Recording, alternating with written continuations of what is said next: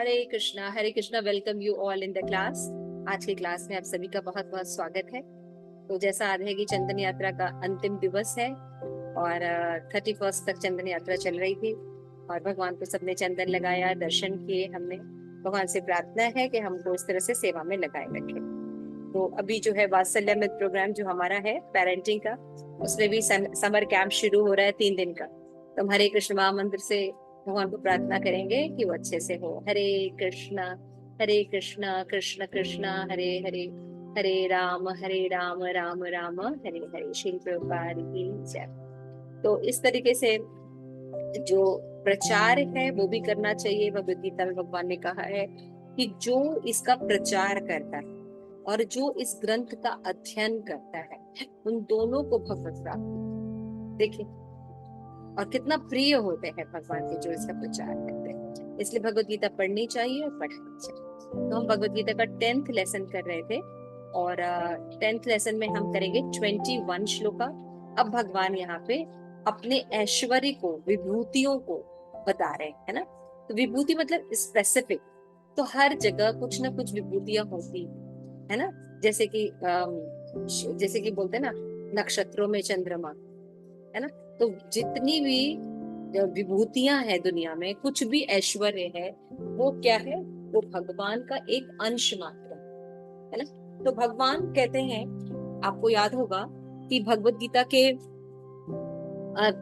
9वें अध्याय में भगवान क्या कहते हैं कि भगवान का चिंतन करना चाहिए। वो भगवान का शुद्ध भक्त होता है जो सदैव भगवान का चिंतन करता है। तो अर्जुन के दिमाग में आया कि भाई भगवान का चिंतन हम सर्व समय हमेशा कैसे कर सकते हैं। तो यदि भगवान कह रहे कि मैं हर जगह उपस्थित हूँ, तो यदि हम भगवान के ऐश्वर्य को समझ लें तो भगवान का चिंतन करना हमें बड़े इजी हो जाएगा, है ना।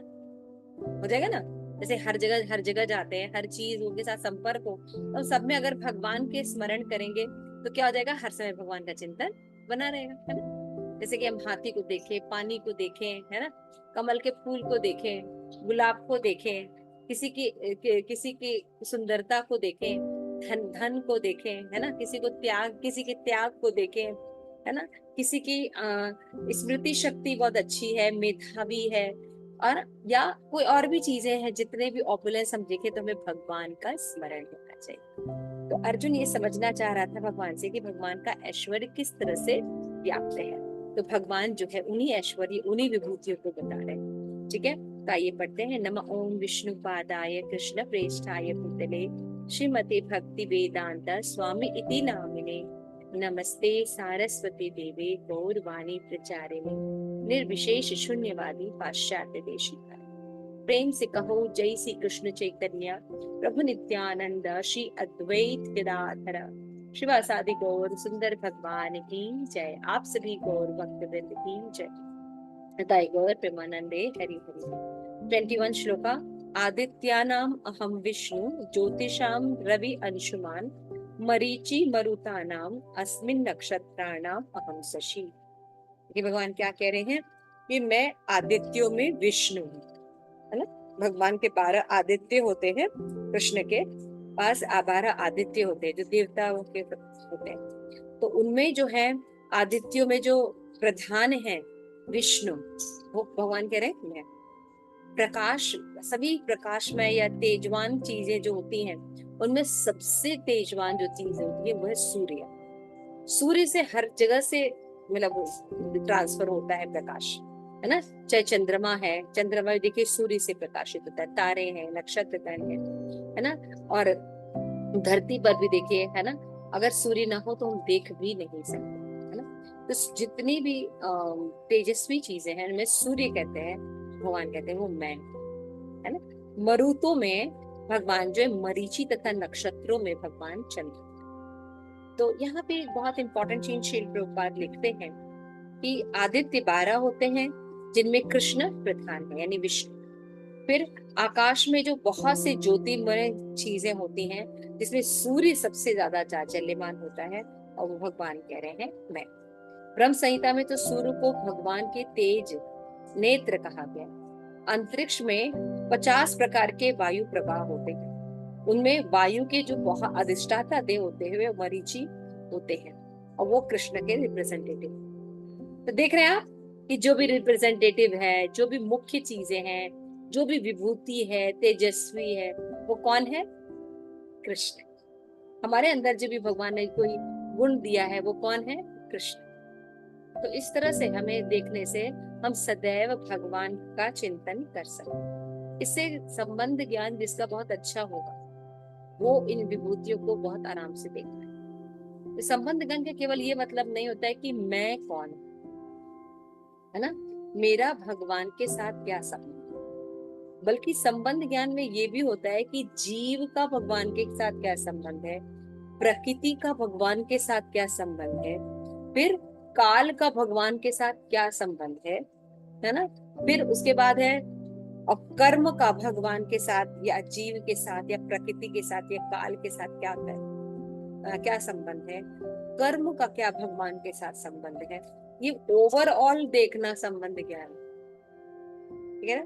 भक्ति विनोद ठाकुर और अच्छे से एक्सप्लेन करते हैं, कई प्रकार के संबंध होते हैं। तो संबंध ज्ञान जो देखते हैं उनको कई दृष्टिकोण से देखते हैं, लेकिन चैतन्य महाप्रभु ने अचिंत भेदा भेद तत्व बताया है कि संबंध ज्ञान का मतलब होता है कि कैसे हम भगवान से एक भी हैं और अलग, कैसे हम प्रकृति से एक भी हैं, प्रकृति के ही हैं लेकिन अलग, है ना, कैसे कर्म जो है वो अचिंत भेदा भेद हम संबंध। तो ये ओवरऑल जब हम देखते हैं तब जाके संबंध ज्ञान डेवलप होता है और ऐश्वर्य से संबंध ज्ञान बहुत ज्यादा डेवलप होता है।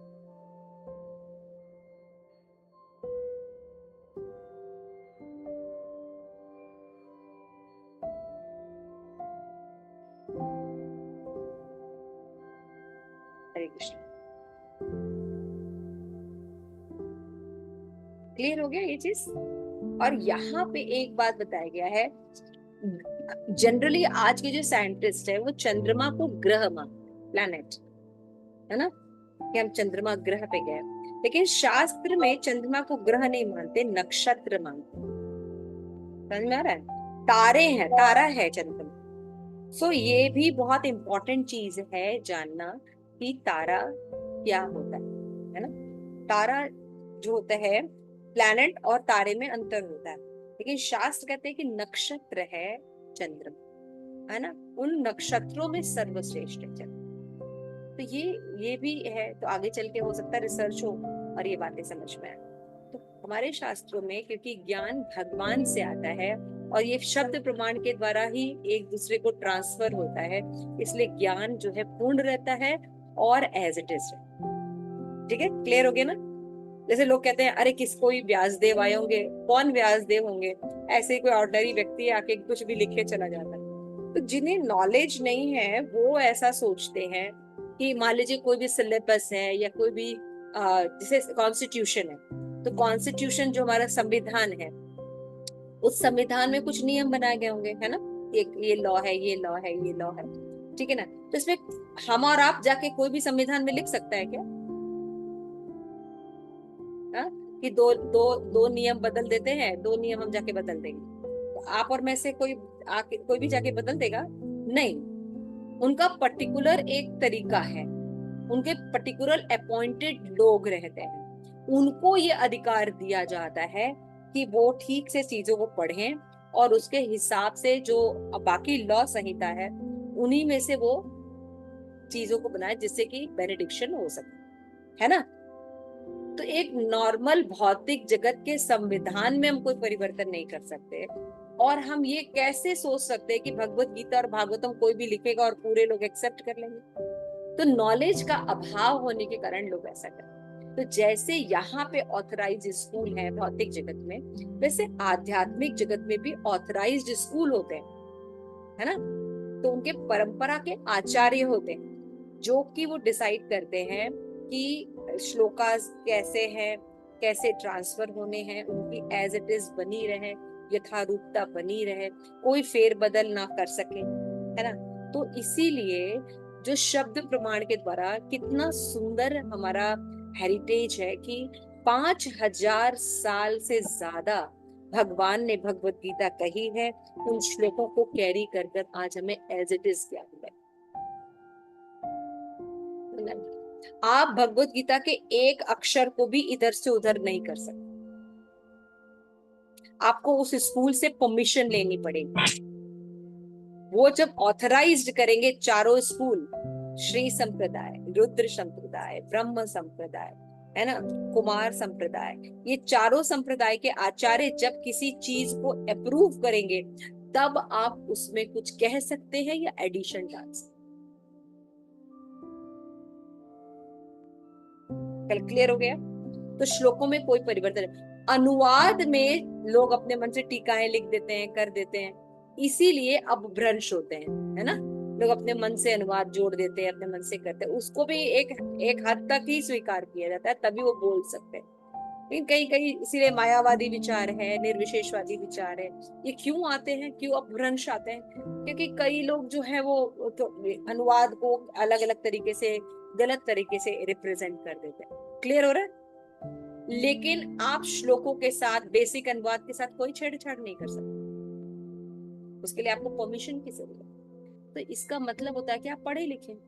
बेवकूफ लोग ऐसी बातें करते हैं, कौन था व्यास, ऐसे ही था, ऐसे ही लिख गया।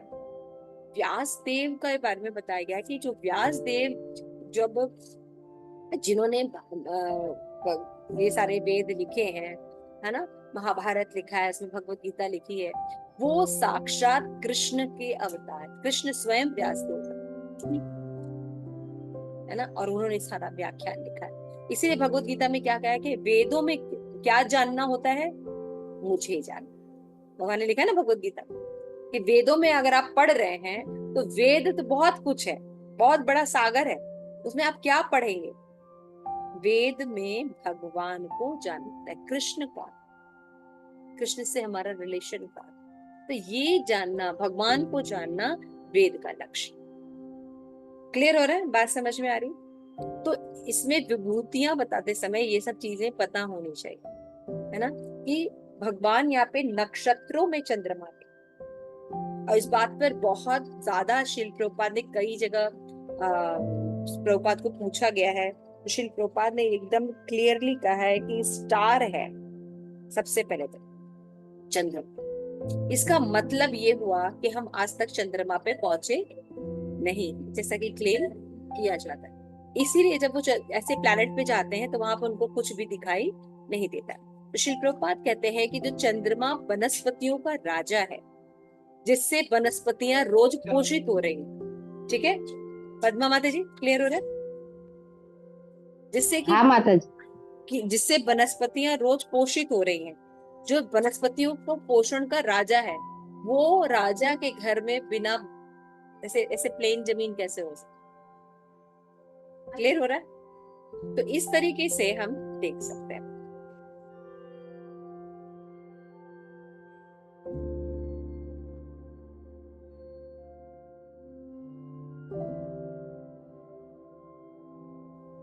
ठीक है, क्लियर हो गया? मतलब ये बहुत बड़ा पॉइंट है, इसलिए मैं रुक के बोल रही हूँ कि आज हमारे साइंटिस्ट ये प्रूफ नहीं कर पाए। ऐसी बहुत सी चीजें हैं जो साइंटिस्ट प्रूफ पहले भी नहीं कर पाए हैं, लेकिन शास्त्र में वो बात लिखी है और बाद में वो भी बातें सही हुई है। ठीक है ना?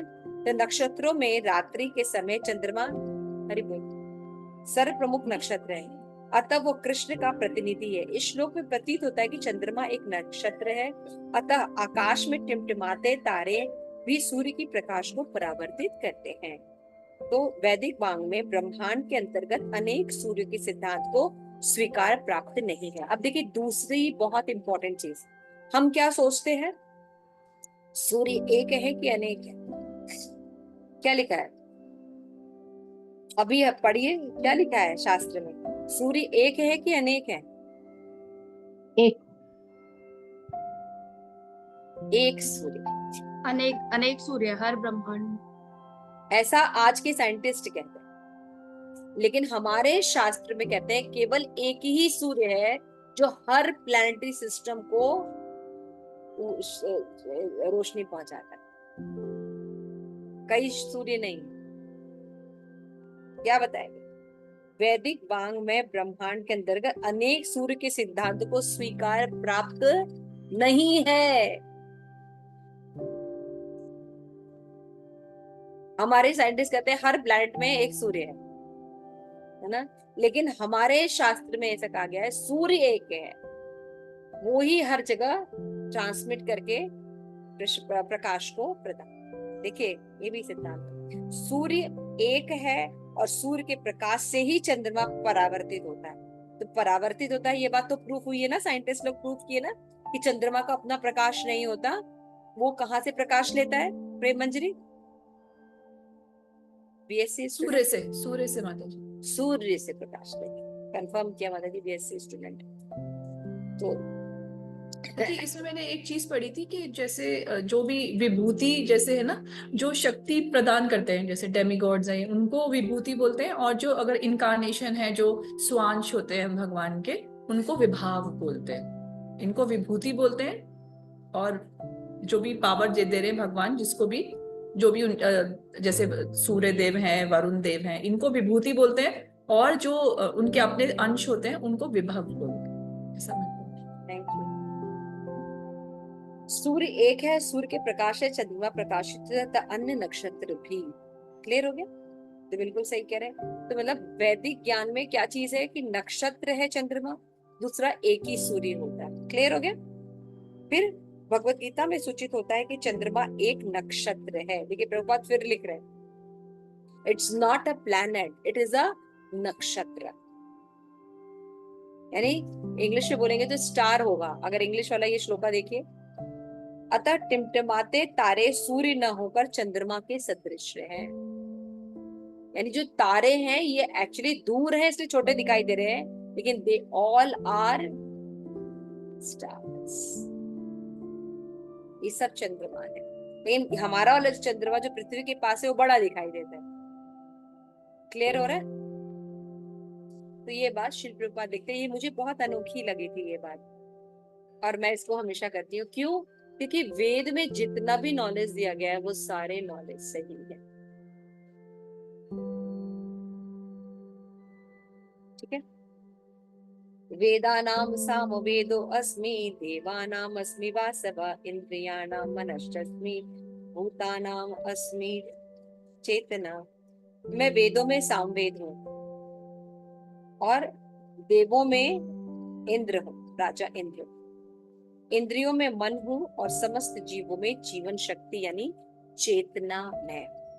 देखिए भगवत गीता में भगवान बता रहे है ना, क्या क्या बता रहे हैं कि जब आप ये देखिए कि वेद की बात की जाती है तो वेदों में बहुत से ऋग्वेद, यजुर्वेद, सामवेद और अथर्ववेद, 4 वेद है ना। तो 4 में सबसे जो है अधिक मान्यता प्राप्त होती है वो सामवेद की है, क्योंकि सामवेद को गाया भी जा सकता है ना। बहुत सुंदर गाते हैं, उनकी ऋचाओं को बहुत सुंदर से गाते हैं। तो भगवान कहते हैं तो और अच्छा लगता है ना, उसमें और ब्यूटी आ जाती है।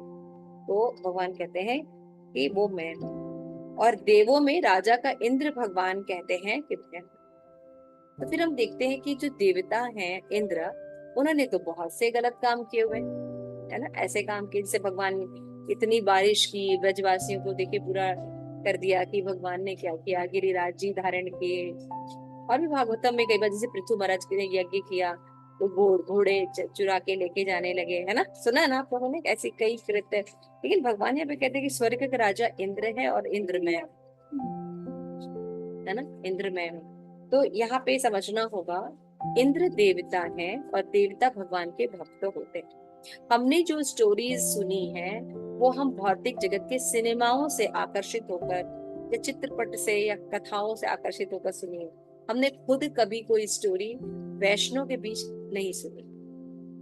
तो जो अगर आप भागवतम पढ़ेंगे तो उसमें जब आप ये सब चीजें पढ़ेंगे तो उसमें आप पढ़ेंगे टीकाओं में कि जब इंद्र ने इसलिए वर्षा नहीं की,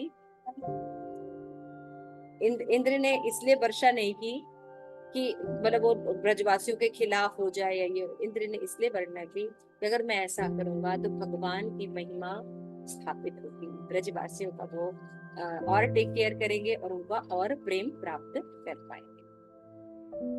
इस तरह से हम समझ सकते हैं कि तो इस प्रकार से हम देख सकते हैं कि इंद्र जो है वो भगवान की महिमा मंडित ही कर रहे हैं, है ना।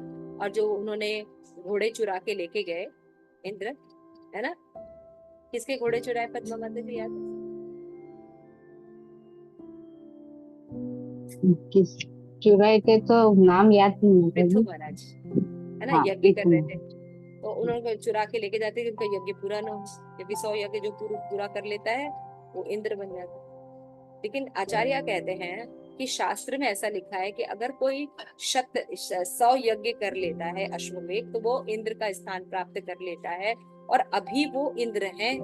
तो जो वैदिक वांग में उनकी बातें झूठ हो जाएंगी, इसलिए वैदिक ग्रंथ की बातें झूठी ना हो, इसलिए उन्होंने ऐसा किया कि उनका यज्ञ कंप्लीट ना।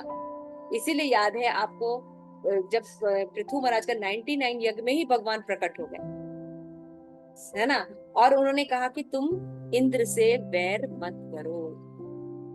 इंद्र के लिए ऐसा मत सोचो कि वो तुम्हारा घोड़ा चुरा के लेके जाए, से वैर मत करो, तुम ऐसे कार्य करो कि तुमसे वैर करना छोड़ दे। क्लियर हो रहा है? ये सब वही बातें हैं, ये वैष्णव के पास, जैसे कैकेयी के बारे में बोला जाता है। कैकेयी, हमको समझना चाहिए कि भगवान की जितनी भी लीला होती हैं, उनके लिए अलग अलग एक एक्टिंग करने वाले देवता आ जाते हैं। तो वो बस एक्टिंग कर रहे होते हैं, लेकिन एक्चुअल में वो भगवान को ग्लोरीफाई करने के लिए, भगवान का महिमा मंडित करने के लिए, भगवान के कार्य को पूरा करने के लिए आते हैं। वो अपनी रेपुटेशन नहीं देखते हैं कि इससे उनको अच्छा या बुरा, नेगेटिव या पॉजिटिव रिजल्ट मिले, है ना? तो ये बहुत बड़ी चीज है देखने के लिए। इसलिए भगवान कहते हैं कि सभी जो देवता है में इंद्र में है, इंद्रियों में मन है, और जीवन की समस्त जीवन शक्ति, उसमें चेतना है। ठीक है, इसलिए आगे हम बाद में देखेंगे, भगवान और भी विभूतियों का वर्णन कर रहे हैं। तो आज हमने ये जो विभूति पढ़ी, तो ये हैबिट भी डाल सकते हैं हम, कि जब हम किसी के भी ऐश्वर्य को दिन भर में देखें, चाहे वो पदार्थ हो, चाहे वो मनुष्य हो, चाहे वो कोई क्वालिटी हो, है ना, वो सब क्या है? भगवान के कारण। कोई धनवान है, भगवान का अंश है, बहुत अच्छा बोलता है, बहुत अच्छा पढ़ता है, बहुत अच्छी भक्ति करता है ना, बहुत अच्छा सेल्समैन है ना, या और भी बहुत स्किल है, जिस किसी की बुद्धि बहुत अच्छी होती है, बहुत अच्छी पेंटिंग करता है, कोई क्राफ्टिंग करता है, कोई बहुत अच्छा गाता है। ये सब किसके द्वारा है? सब भगवान का एक अंश। तुरंत भगवान आना चाहिए कि ये भगवान का एक अंश अगर ऐसा कर रहा है, तो भगवान में कितना बुद्धि। Clear? Thank you so much. Prabhupada की जय, आप सभी गौर भक्त की जय, लगाई ठीक है।